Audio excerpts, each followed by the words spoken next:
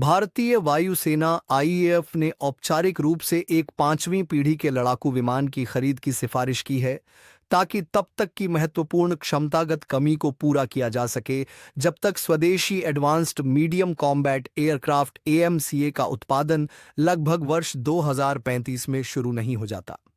यह जानकारी भारतीय वायुसेना के एक वरिष्ठ अधिकारी ने दी, जो इंडियन डिफेंस रिसर्च विंग से बात कर रहे थे।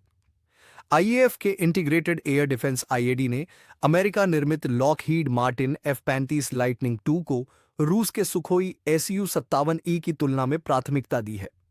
इसका कारण इसका युद्ध में प्रमाणित प्रदर्शन, उच्च उत्पादन दर और बेहतर हथियार प्रणाली जैसे beyond visual range air to air missiles BVRAM बताया गया है।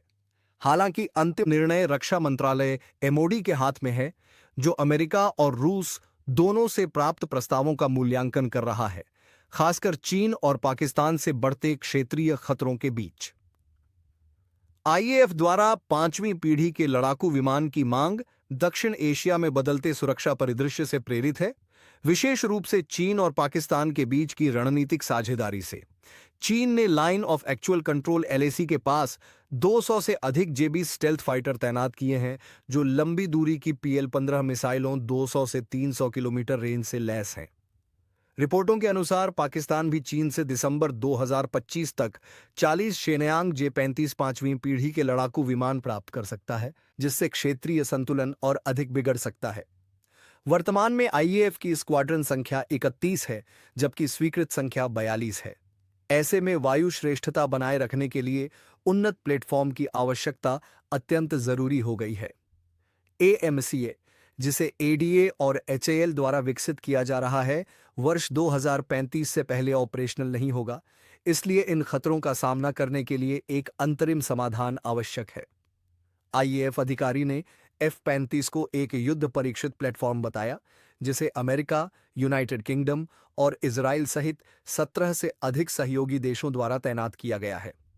F-35 की उन्नत सेंसर फ्यूजन, नेटवर्क केंद्रित युद्ध क्षमताएं और कम पर्यवेक्षणीय स्टेल्थ डिजाइन इसे एक शक्तिशाली संपत्ति बनाते हैं।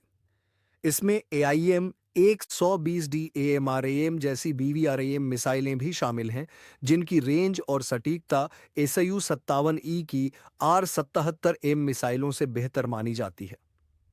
F-35 की उच्च उत्पादन दर 1000 से अधिक इकाइयों की वैश्विक आपूर्ति इसे एक मजबूत सप्लाई चेन और रखरखाव प्रणाली प्रदान करती है, जिससे लॉजिस्टिक्स की चुनौतियां कम होती हैं। अधिकारी ने यह भी बताया कि मध्य पूर्व जैसे संघर्ष क्षेत्रों में F-35 के सफल संचालन से इसे Su-57E पर बढ़त मिलती है, जो अब भी सीमित संख्या में ही तैनात किया गया है और जिसे आईएएफ अभी भी विकासशील मानता है। आईएएफ की Su-57E के प्रति शंका पुरानी Indo Russian FGFA 5th generation fighter aircraft परियोजना से जुड़ी है, जिससे भारत वर्ष 2018 में बाहर हो गया था। भारत ने इस परियोजना में $350 मिलियन निवेश किए थे, लेकिन बाद में इसे छोड़ दिया गया क्योंकि इसमें अपर्याप्त स्टेल्थ क्षमता, अविश्वसनीय एवियोनिक्स और एक परिपक्व इंजन इसदेलिए 30 की कमी जैसी खामियां थीं। अधिकारी ने दोहराया कि रूसी वायुसेना ने अब तक Su-57E को बड़ी संख्या में शामिल नहीं किया है, केवल 76 विमानों का आदेश 2028 तक की डिलीवरी के लिए दिया गया है। Su-57E के इंजन का खुला रहना और सीमित स्टेल्थ डिजाइन इसे आधुनिक रडार सिस्टम के सामने कमजोर बनाते हैं।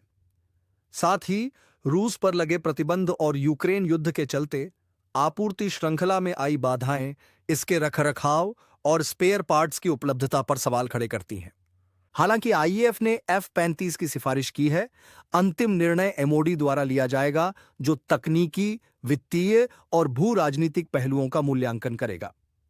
F-35 की कीमत प्रति यूनिट 80 से $110 मिलियन के बीच है और इसके संचालन की लागत भी काफी अधिक है। साथ ही अमेरिका के सख्त निर्यात नियम भारत की रणनीतिक स्वायत्तता को सीमित कर सकते हैं, खासकर जब अधिकांश भारतीय बेड़े में रूसी मूल के विमान शामिल हैं।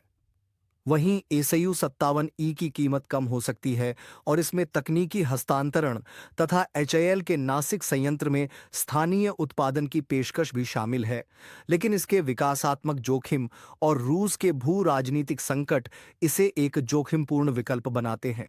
एएमसीए भारत की एयरोस्पेस आत्मनिर्भरता की आधारशिला है।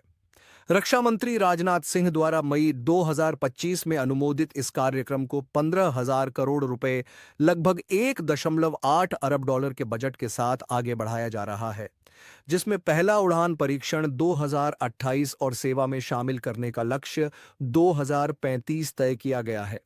एएमसीए में कम रडार प्रतिबिंब, आंतरिक हथियार कक्ष और अत्याधुनिक एवियोनिक्स जैसी खूबियां होंगी और इसमें 75 से 85% स्वदेशी सामग्री शामिल होगी।